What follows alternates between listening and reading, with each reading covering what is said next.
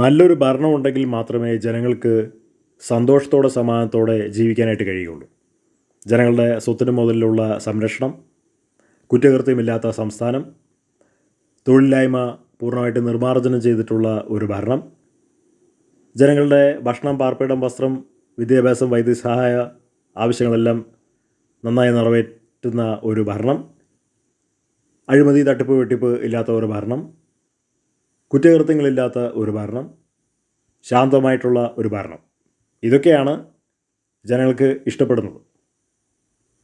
എന്നാൽ മാത്രമേ കേരളത്തിലെ ജനങ്ങൾക്ക് അതിൻ്റെ സ്വാദ് ആസ്വദിക്കാനായിട്ട് കഴിയുള്ളൂ. ഇപ്പോൾ കേരളത്തിലെ ചീഫ് മിനിസ്റ്റർ പറഞ്ഞിരിക്കുകയാണ്, ഭരണത്തിൻ്റെ സ്വാദ് ജനങ്ങൾക്ക് അനുഭവിക്കാൻ കഴിയണം, ജനങ്ങളെ ബുദ്ധിമുട്ടിക്കരുത് എന്ന്. ജനങ്ങൾ എല്ലാ നിലകളിലും ബുദ്ധിമുട്ടുകയാണ്.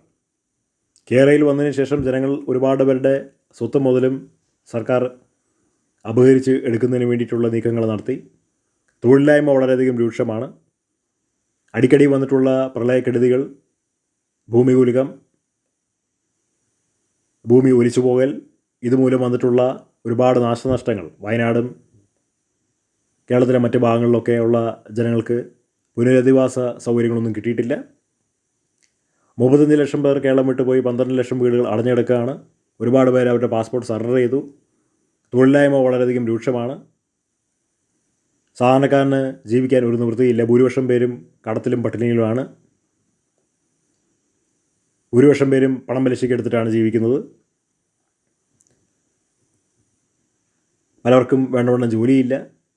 അവരുടെ ബുദ്ധിമുട്ടുകൾ അവരെ സഹായിക്കാൻ ആരുമില്ല. കേരളത്തിൽ സ്വയം പര്യാപ്തത ഇല്ലാത്തതുകൊണ്ട് മുട്ട, പാല്, തൈര്, പച്ചക്കറി, മത്സ്യമാംസ വിഭവങ്ങൾ ഇതെല്ലാം കേരളത്തിന് വെളിയിൽ നിന്നാണ് വരുന്നത്. സ്വയം പര്യാപ്തത ഇല്ലാത്തൊരു കേരളമാണ്. കേരളത്തിൻ്റെ സ്റ്റേറ്റ് ബഡ്ജറ്റ് കടം 4 ലക്ഷം കോടിയാണ്.